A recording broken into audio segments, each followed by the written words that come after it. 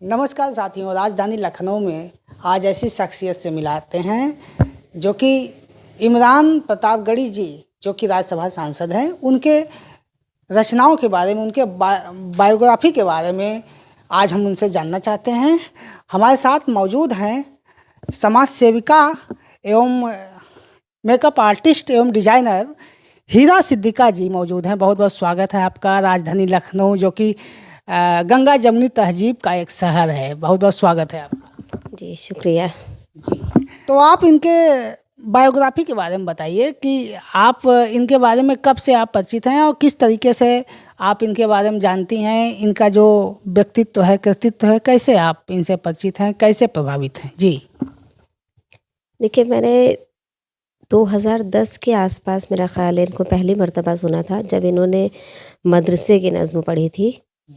और उसके बाद से मैं इनके बारे में लगातार सुनती रही। जो भी इनकी नज़में रही, इमरान साहब ने आज तक जो भी पढ़ा है, वो सारी चीज़ें मैं पढ़ती थी और देखती थी, सुनती थी। तो वो बहुत इंस्पिरेशन वाला था। और सबसे बड़ी चीज़ है, जो उनका स्ट्रगल रहा है, वो बहुत ऐसा स्ट्रगल था जो एक बहुत ही मध्यम वर्गीय, बहुत ही मिडिल क्लास फैमिली से निकल कर के बहुत आगे जब कोई इंसान जाता है तो उसका स्ट्रगल बहुत वैसा रहता है। तो वो स्ट्रगल बहुत इंस्पिरेशन वाला है। तो इसलिए वो स्ट्रगल मुझे बहुत वो करता था। और फिर दूसरी बात ये कि जब वो उस जगह पर पहुँचे और उसके बाद उन्होंने जो लोगों के साथ लोगों की हेल्प और जो ये काम इमदादी और फलाही काम कह सकते हैं जो उन्होंने किए, वो बहुत बेहतर तरीके से किए। तो इसकी अभी नई दिल्ली में इनका जो बायोग्राफी लॉन्च हुई है, कब हुई है? और आपके हाथ में ये बुक भी है। जी ये 14 फरवरी 2025 को कॉन्स्टिट्यूशन क्लब ऑफ इंडिया या दिल्ली में लॉन्च हुई है, और जिसको मैंने ही लिखा है, जिसका नाम है अल्लाह करे ज़ोरे शबाब और ज़्यादा, जो इमरान प्रतापगढ़ी की बायोग्राफ़ी है।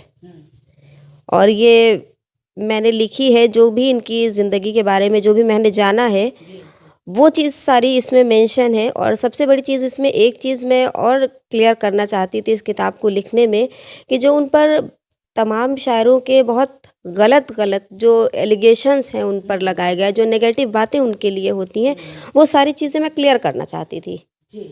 क्योंकि इनके लिए बहुत सारी नेगेटिव बातें होती थी, जो कि ऐसा उनकी शख्सियत में है नहीं। तो बिना मिले ही लोग उनके बारे में जो गलत बातें कर रहे थे, और जो चीज़ एक्चुअल में मैंने जाना था, तो वो मैं चाहती थी कि लोगों तक भी पहुँचे, ताकि जो नेगेटिव बातें हैं वो पॉजिटिव उसमें कन्वर्ट हो सकें। तो इनका जो साहित्यिक जीवन रहा, वो कब से शुरुआत हुई थी? साहित्यिक जीवन ये ग्रेजुएशन के फर्स्ट ईयर में इन्होंने बताया है, जैसा कि, और 2000 ऐसे कुछ आसपास के सन था, मुझे याद नहीं है इतना। तो उन्होंने ग्रेजुएशन के फर्स्ट ईयर में पहली अपनी कविता लिखी थी, जहाँ से उनके एक ये कह सकते हैं शायरी का उनको ये लगा कि शायद मैं कुछ लिख सकता हूँ थोड़ा बहुत, या ये कहिए कि शायरी की थोड़ी बहुत समझ हुई थी। तो उन्होंने वहाँ से लिखना स्टार्ट किया। सबसे चर्चित इनकी कौन सी रचना हुई जिससे आप प्रभावित हुई? उनकी सबसे चर्चित रचना कहेंगे तो मिला हमेशा चाहत का पैगाम मदरसों से, मत जोड़ो आतंकवाद का नाम मदरसों से। ये रचना उनकी सबसे ज़्यादा फेमस है। और उसके बाद तो उन्होंने बहुत सारी ऐसी कविताएं लिखी हैं, और बहुत सारी, क्या कहूँ, सारी ही कविताएं उनकी ऐसी हैं जो उन्होंने मुद्दे पर लिखी है। वो कभी भी कोई ज़ाती ज़िंदगी के बारे में या किसी ज़ाती इंसान से मुतासिर होकर के ऐसे नहीं लिखते हैं। उनकी सबसे बड़ी खूबी इसकी यह है शायरी की, कि उनकी जो भी शायरी है, वो सारी शायरी जो है वो मुद्दों पर होती हैं। जो मौजू चल रहा होता है वही उनकी नज़्म का मौजू होता है। तो ये चीज़ बहुत बड़ी है, और यही चीज़ इंस्पायर करती है लोगों को, क्योंकि इंसान जो शायर होता है वो लोगों की ज़बान में बात करे। जी आपका साहित्य से कैसे लगाव रहा और इनसे आप प्रभावित रहे? देखिए, मेरा साहित्य से लगाव इसलिए ज़्यादा रहा कि मेरा ताल्लुक़ जो है वो दरियाबाद से है, जो कि मौलाना अब्दुल माजिद दरियाबादी की सरज़मीन और एक अदबी हल्का पूरे में मशहूर है। और दूसरा ये कि मेरा जो घराना है वो पूरी तरह से अदबी है, क्योंकि ज़मीन से ऐसी ताल्लुक़ है हमारा। और दूसरी चीज़ ये कि जो मेरे वालिद थे और मेरी पूरी फैमिली, पूरा मेरा खानवादा जो है, वो उर्दू अदब से बहुत ज़्यादा वो रहा। तो मुझे भी उस तरह से ही दिलचस्पी रही। मेरे घर में शुरू से एक मुशायरे का और शायरी का एक माहौल रहा है, तो मुझे भी रहा। आपकी भी कुछ रचनाएं इस तरह की हैं? जी, मैं ऐसे नज़्म या गज़ल शेर थोड़ा बहुत लिखती हूँ, लेकिन पब्लिक प्लेस पर वो नहीं आई हैं क्योंकि मैं उस तरीके से अपने आप को वो नहीं करना चाहती। मैं प्रोज़ में ही, नस्र में अपना वो आज़माना चाहती हूँ, तो इसलिए मैंने ये लिखी हैं। जी, बिल्कुल। आप एक डिजाइनर भी हैं और मेकअप आर्टिस्ट भी हैं, तो कैसे आप समय निकाल पाती हैं इन सब चीज़ों के लिए और कहाँ-कहाँ आप काम कर पाती हैं? देखिए, जब इंसान को कुछ करना होता है तो उसको हर चीज़ के लिए, हर चीज़ को उसकी एक अलग वो होती है, सब चीज़ की रिस्पॉन्सिबिलिटी अलग-अलग होती है। तो उसको मैं करती हूँ जो जिस तरीके से मुझे मौका मिल पाता है, और लिखने के लिए तो ज़्यादातर ये होता है कि रात के वक़्त में जब फुर्सत होती है तो उस टाइम पे कॉन्संट्रेट ज़्यादा अच्छे से हो पाता है, तो उस वक़्त लिखती हूँ। और बाकी जो मेरा वर्क है वो सब मैं दिन में ज़्यादा करती हूँ, लेकिन लिखने का काम जो है मैं वो रात में करती हूँ। मुझे सबसे ज़्यादा शौक है, कुकिंग का बहुत शौक है, मैं खाना बनाने में बहुत ज़्यादा वो करती हूँ। और मुझे एक चीज़ का ये है कि ऐसा लोग बोलते हैं कि जो घर में रहता है वो बाहर का काम नहीं कर सकता है, या कुछ इस तरह के, या ये पोएट्री से रिलेटेड या कुछ। तो मैं एक चीज़ ये समझती हूँ कि जो एक चीज़ ये ज़हनियत लोगों में बनी हुई है कि अगर एक इंसान नकाब में है तो वो कुछ नहीं कर सकता है। तो मैं ये चीज़ समझती हूँ कि अगर मैं नकाब में हूँ, फिर भी मैं हर चीज़ में, हर उसमें अपना, हर प्रोफ़ेशन में अपना वो आज़माऊँ। तो इसलिए मैं हर चीज़ के लिए थोड़ा-थोड़ा वक़्त निकालती हूँ, और हर चीज़ मुझे करने की कोशिश भी मैं करती हूँ कि मैं करूँ, और कर भी रही हूँ, जो भी थोड़ा बहुत कर पा रही हूँ, लेकिन मैं कर रही हूँ। उनकी तो तमाम रचनाएँ ऐसी हैं जो उसके लिए बहुत मतलब अच्छी हैं, लेकिन उन्होंने जिस वक़्त हिंदू, मुस्लिम ये सब बातें चल रही थी, तो उन्होंने एक नज़्म कही थी बहुत अच्छी कि जब मेरा और तेरा एक ही रंग है, फिर बताओ भला किस लिए जंग है। ये उन्होंने मतलब उस चीज़ के लिए कही थी कि जैसे आवाम के बीच में जो एक नफ़रत पैदा की जा रही है, तो वो उसको एक मोहब्बत में बदलना चाहते थे। तो इसलिए उन्होंने वो एक नज़्म कही थी। तो ये बहुत अच्छी नज़्म थी जो कि लोगों को सुननी चाहिए। शायद अब तक नहीं पहुँची है लोगों तक, क्या कुछ लोगों तक पहुँची। लोग नेगेटिव चीज़ें ज़्यादा वायरल करने में वो रखते हैं, लेकिन ऐसा नहीं है। ये पॉज़िटिव नज़्म है, और बहुत सारी पॉज़िटिव नज़्म हैं जो इमरान साहब ने कही हैं। इमरान प्रतापगढ़ी जी के बारे में आप इतना कुछ कैसे जान गई कि इनके बारे में आपने एक किताब लिख डाली? जी। मैं काफ़ी दिन से, सन 2010 के आसपास से मेरा ख़्याल है कि मैं उनको जानती हूँ, क्योंकि मैंने आपको शुरू में ही बताया कि मेरा घराना जो है वो अदबी रहा। तो हमारे घर से शायरात का और शायरों का, मतलब तमाम शुरा का एक अच्छा वो रहा, चाहे वो माजिद देवबंदी हो या लता साहिबा हो, या और इसी तरह इमरान साहब से भी रहा कि उनसे भी बहुत, आज से नहीं, करीब 15 साल हो गए जब से मेरी जान पहचान है। तो जब इस तरीके से किसी से आपकी जान पहचान होती है, तो आप उसके बारे में इतना कुछ जान जाते हैं कि आप उसके बारे में कुछ अगर लिखना चाहते हैं तो वो बआसानी लिख सकते हैं। तो एक ये समझ लीजिए कि एक अच्छा वो रहा कि मैं हर चीज़ जानती थी। और सबसे बड़ी चीज़ है, इस किताब में मैंने जो कुछ भी लिखा है वो चीज़, मैंने जो चीज़ जानी है बस वही लिखी है। मुझे कहीं से कोई देख करके, कोई किताबों से, कोई रिसालों से मैंने कुछ लिंक नहीं लिया है। ये जो कुछ भी मतलब है वो सिर्फ़ वही है जो मैंने देखा है, जो मैं जानती हूँ। जी, वो एक राज्यसभा सांसद हैं और एक सेलिब्रिटी भी हैं। कैसे मुलाकात हो पाती है? आप एक आम नागरिक तो उनसे बहुत जल्दी मुलाकात नहीं कर पाते हैं, फिर भी आप कैसे कर पाते हैं? देखिए, ये बात सही है कि वो एक राज्यसभा सांसद भी हैं, वो एक सेलिब्रिटी भी हैं, लेकिन सबसे बड़ी चीज़ ये है कि वो इंसान बहुत अच्छे हैं।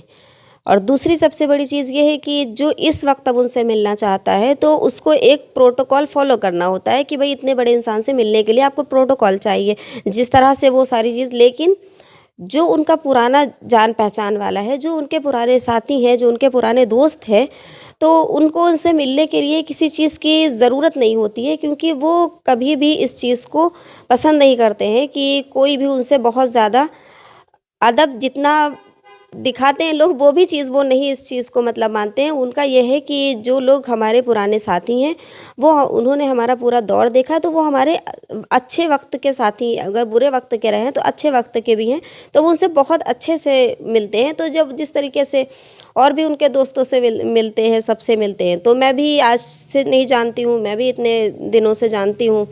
तो ज़ाहिर सी बात है कि मुझसे भी अच्छे से ही वो है, और मुझे कोई कभी परेशानी नहीं हुई कि हाँ, उन तक पहुँचने के लिए मुझे कोई पीए की या किसी की ज़रूरत हो। वो जब भी लखनऊ आना या कहीं भी ऐसा वो होता है तो बआसानी बहुत अच्छे से वो होता है। कोई भी मेरे साथ कोई सेलिब्रिटी वाला वो नहीं है। जी, तो आपने उनके बारे में जो किताब लिख डाली, उनके जीवन के बारे में जो किताब लिख डाली, तो उनको आखिर जानकारी हुई, कैसा लग रहा, क्या कहा उन्होंने? देखिए, जब मैंने ये किताब लिखना शुरू किया था तो उससे पहले थोड़ा-सा ये हुआ था कि जो शायर जमात के लोग हैं, वो उनके बारे में ये कहते थे कि वो शायर नहीं हैं। वो उनको शायर नहीं मानते। हालाँकि एक बहुत बड़े शायर हैं, उन्होंने ये बात कही है कि जो लफ्ज़ों को अच्छे से पिरो करके एक शेरी पैकर में ढालने का हुनर रखता है, वो शायर कहा जाने के लायक है। लेकिन फिर भी बड़े शोरा कि जो या पॉपुलैरिटी से उनकी घबराते हों या जिस भी चीज़ से, लेकिन उनको शायर नहीं मानते थे। तो मेरी जब जिस तरह से सिलसिला रहा है मेरे घर का, तो जान पहचान के उसे जो भी बात रही, सबसे मेरी शायरों से बात हुई, तो शायर लोग ये जब कहते थे कि वो ऐसे हैं, मतलब उनके बारे में ये बात कही जाती थी कि मतलब वो बहुत ही नेगेटिव बातें जो मैं बोल भी नहीं सकती, बहुत गलत बातें कही जाती थी। तो मैं ये यहाँ तक कि आखिर बात जब ये मेरे सुनने में आई कि वो एक किताब भी जिनके ऊपर नहीं है, उस शख्स के बारे में क्या ही, वो कैसा ही शायर होगा। तो ये चीज़ मुझे बहुत वो हुई एज़ अ फ्रेंड मान लीजिए, या जो भी कि मैं उनको जानती थी। किसी से भी आपका एक अच्छा रिश्ता होता है तो आपको ख़राब लगती है, कोई भी आपके भाई बहन है या आपका कोई भी दोस्त है, तो आपको ये चीज़ ख़राब लगेगी उसके बारे में सुन करके। तो वह मैंने सुना तो मुझे ये चीज़ बहुत मतलब ख़राब लगी कि जो इंसान इतने अच्छे मकाम पर है, जो दिल का इतना अच्छा है, जो लोगों से, आवाम से इतने अच्छे से मिलता है, उसके लिए ये शायर लोग किस तरह की बातें कर रहे हैं। तो फिर मैंने ये खुद ये चीज़ सोची कि नहीं, अब मुझे ऐसा करना है कि अब वो अगर खुद नहीं लिख रहे हैं किताब, तो मैं लिखूंगी उनके लिए। और लोगों की ये जो गलतफहमी है, जो लोग ये कहते हैं कि वो एक साहिबे किताब तक नहीं है, तो मैं इसको दूर करूंगी, इसलिए मैंने लिखी। उनकी कुछ नज़्म आप बता दीजिए जो बहुत प्रसिद्ध रही हों। देखिए, शुरुआत से ही उनकी सभी नज़में बहुत अच्छी रही हैं। एक उन्होंने ख़ास तौर से जिससे वो मशहूर हुए हैं, तो वो उनकी नज़्म थी, मिला हमेशा चाहत का पैगाम मदरसों से, मत जोड़ो आतंकवाद का नाम मदरसों से। फिर उनकी एक नज़्म जो बहुत ज़्यादा मतलब पसंद की गई, उन्होंने मतलब अपनी माँ के हवाले से कही थी, खुदा मुझसे माँ की मोहब्बत न छीने।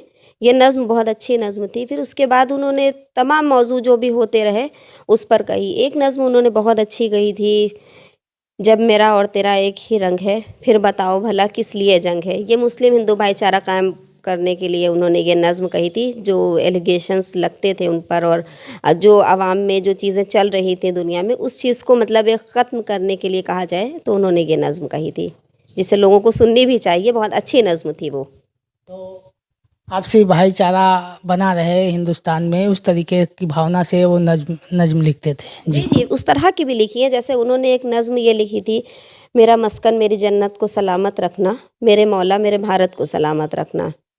फिर उन्होंने एक शेर बहुत ही शुरुआती दिनों में कहा था, जो आज तक पढ़ा जाता है कि चाक है जिगर फिर भी आए हैं रफ़ू करके, जाएंगे हकीकत से तुमको रूबरू करके, प्यार की बड़ी इससे और मिसाल क्या होगी, हम नमाज़ पढ़ते हैं गंगा में वज़ू करके। तो उन्होंने आपसी भाईचारे के लिए भी नज़में कही हैं, लेकिन यह है कि लोग नेगेटिव बातें वायरल करने में ज़्यादा यकीन रखते हैं, तो उनको पॉजिटिव नज़में सुननी भी चाहिए और पॉजिटिव बातें पढ़नी भी चाहिए उनके बारे में, और समझना भी चाहिए कि असल में क्या है वो। और यही इस किताब में भी मेंशन है कि वो असल शख्सियत कैसी हैं और लोगों ने कैसा किरदार, जो कि सब लोग नहीं हैं, बहुत मुख्तसर से लोग होते हैं ऐसे, लेकिन फिर भी उन्होंने एक नेगेटिव किरदार जो बनाया हुआ है, जो शायद शोहरत नहीं बर्दाश्त कर पाते या जो भी, तो ऐसा नहीं है।